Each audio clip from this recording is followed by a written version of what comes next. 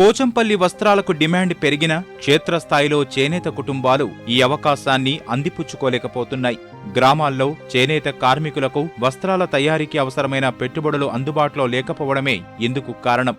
సహకార సంఘాల ద్వారా ఉపాధి పొందే అవకాశం ఉన్న సంఘాల పనితీరు సరిగా లేకపోవడం కార్మికులకు శాపంగా మారింది. నల్గొండ జిల్లాలో 72కు పైగా చేనేత సహకార సంఘాలు ఉండగా ప్రస్తుతం 20కి మించి పనిచేయడం లేదు. ప్రభుత్వం రుణాలు మాఫీ చేసిన సంఘాల్లో కొందరికి తప్ప కార్మికులందరికీ ఉపాధి దొరికే పరిస్థితి లేదు.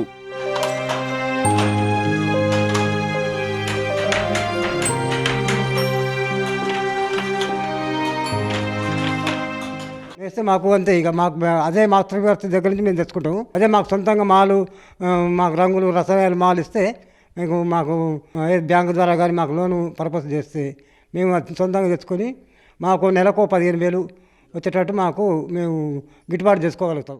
ఏ ప్రభుత్వ పథకమైనా సరే డైరెక్ట్ వీవర్కి రావాలి. సో మీడియేటర్స్ త్రూ వీళ్ళకి రాకుండా, సో ఏ పథకమైనా డైరెక్ట్ వీవర్ దగ్గరికి వచ్చిందంటే, సో మధ్యలో అది మిస్కమ్యూనికేషన్ ఉండి మిస్యూజ్ కాకుండా డైరెక్ట్ వీవర్కి వస్తే అప్పుడు ప్రతి ఒక్కరికి అది అందుబాటులోకి వస్తాయి. అన్ని వీవింగ్ చేయని వాళ్ళు కూడా లోన్స్ తీసుకుంటున్నారు, బట్ వీవింగ్ చేసే వాళ్ళకి లోన్స్ రావట్లేదు. సో అది కొంచెం లోటుపాట్లు ఉన్నాయి దాంట్లో కూడా. సో అవి సవరిస్తే డైరెక్ట్ వీవర్కి అనేది ఆ లోన్స్ వస్తే వాళ్ళకి ఎక్కువ చేసుకోగలుగుతారు. చేనేత వస్త్రాలకు మార్కెట్ సౌకర్యం కల్పించి అమ్మకాలు పెంచడం టెస్కో బాధ్యత. కానీ టెస్కో ఆ బాధ్యతను నెరవేర్చడంలో సఫలం కావడం లేదని కార్మికులు చెబుతున్నారు. డిమాండ్ ఉన్న వస్త్రాలను కొనుగోలు చేయకపోవడం, కొనుగోలు చేసిన వస్త్రాలకు సమయానికి చెల్లింపులు చేయడం లేదంటున్నారు. టెస్కో లాంటి సంస్థల విషయంలో ప్రభుత్వం సంస్కరణలు తీసుకురావాల్సిన అవసరం ఎంతైనా ఉందని స్పష్టం చేస్తున్నారు. తయారైన సరుకును కూడా ఆప్కో ద్వారానో కానీ ఈ సంఘాల ద్వారా కానీ కొనుగోలు చేయగలిగితే అప్పుడు మేము చాలా వరకు బాగుపడతాం. ఏడ చేస్తారు ప్రైవేట్ మార్కెట్ 4,000 రూపాయలు చీర ధర ఉంటే ఆప్కో 3,200కే కొంటుంది. అలాంటప్పుడు ఏ విధంగా గిట్టుబాటు అవుతుంది? టెస్కో ఒక ధర నిర్ణయిస్తుంది. సో ఆ ధర అయినంత వరకు కరెక్ట్గా నిర్ణయిస్తుంది. అట్లా కాకుండా ఇంకొద్దిగా ఎక్కువగా వీవర్కి బెనిఫిట్ జరిగేటట్టుగా కనుక ధర నిర్ణయిస్తే చాలా వరకు అందరూ కూడా సొసైటీలకే సప్లై చేయడం జరుగుతుంది. గవర్నమెంట్ కొనేటప్పుడు కూడా మాకు కొంచెం ఎక్కువ బెనిఫిట్ కలిగేటట్టు మాకు ధర ఎక్కువ చేసి కొంటే మేము ఎట్లాంటి డిజైన్లైనా తయారు చేసి ఇవ్వడానికి సుముఖంగా ఉన్నాం. మాస్టర్ వ్యూవర్స్కి ఇవ్వకుండా అన్నోళ్ళు ఇప్పుడు వీళ్ళకి ఏదైతే వాళ్ళకి ఏ విధంగా సంఘాలు ఉన్నారో వీళ్ళకి కూడా సంఘంలో సభ్యులుగా చేర్చుకొని ఈ కార్మికులు కూడా వాళ్ళ చేనేత సంఘాలు ఎన్నైతే ఉన్నాయో, ఇక్కడ సిల్క్ సంఘం ఉంది, కాటన్ సంఘాలు ఉన్నాయి. అందులో కార్మికులు కొంతవరకే అందులో వాటాదారుగా ఉన్నారు. వీళ్ళకి కూడా వాటాదారం కల్పించి వాళ్ళకి ఇచ్చే యార్న ఏదైతుంది ఈ కార్మికుడు కూడా అదే కనుక యార్న కనుక నూలు కల్పించుతున్నట్టయితే వీళ్ళు సొంతంగా తయారు చేసుకొని వీళ్ళు ఒక కస్టమర్కి డైరెక్ట్గా వీళ్ళు అమ్ముకుంటే వీళ్ళకి కొంత లాభం ఉంటుంది. క్షేత్రస్థాయిలో చేనేత కార్మికుడికి మేలు జరగాలంటే ముడిసరుకుపై రాయితీలు ఇవ్వడంతో పాటు రుణాలు మంజూరు చేయాలనే డిమాండ్లు వెల్లువెత్తుతున్నాయి. మహిళా పొదుపు సంఘాల మాదిరిగా పనిచేసే కార్మికులతో చేనేత సంఘాలు ఏర్పాటు చేసి రుణాలు, రాయితీలు ఇవ్వాలని కోరుతున్నారు.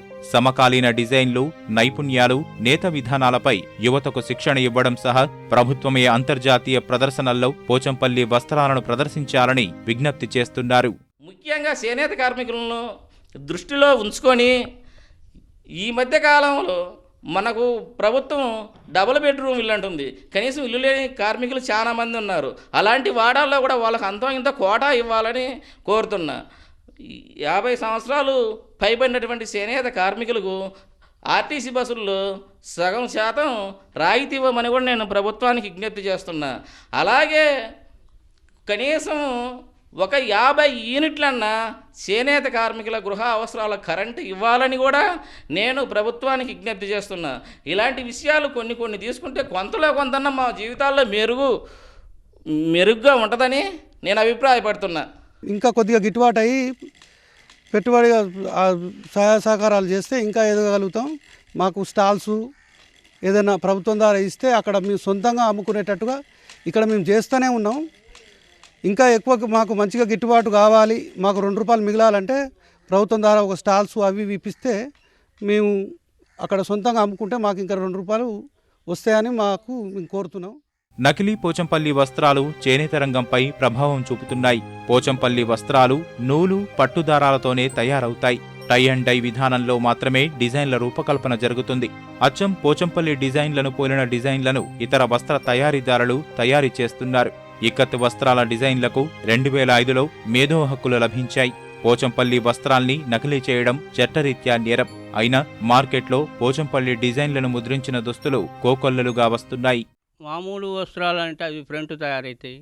సేమ్ మా టైపే ఈ మిషన్లు వీళ్ళు ఏం చేస్తున్నారంటే మిల్లు వాళ్ళు మా ఫ్రంట్ కొట్టి మాది ఇంకా జర ఇబ్బంది పెడుతున్నారు వాళ్ళు.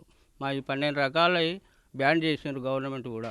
అట్లా చేసినా కానీ ఇవాళ మా డిజైన్ చీర తయారైందంటే మళ్ళీ రేపు లేదు ఎల్లుండి మార్కెట్ పోయిందంటే ఆ డిజైన్ 300 రూపాయల 250 రూపాయల చీరే బజార్కి వస్తుంది. మాదో 6000 రూపాయల చీరే అది 300కు తయారై వస్తుంది. దానివల్ల కూడా మాకు చాలా ఇబ్బంది. పునర్వైభవం దిశగా అడుగులు వేస్తున్న పోచంపల్లి చేనేత రంగం ప్రస్తుతమున్న అవకాశాల్ని విస్తృత స్థాయిలో అందిపుచ్చుకోవాలంటే విధాన నిర్ణయాల్లో సంస్కరణలు తప్పనిసరి. సహకార సంఘాలు, టెస్కో లాంటి సంస్థలను సంస్కరిస్తే తప్ప చేనేతకు ప్రయోజనం చేకూరదని కార్మికులు అభిప్రాయపడుతున్నారు.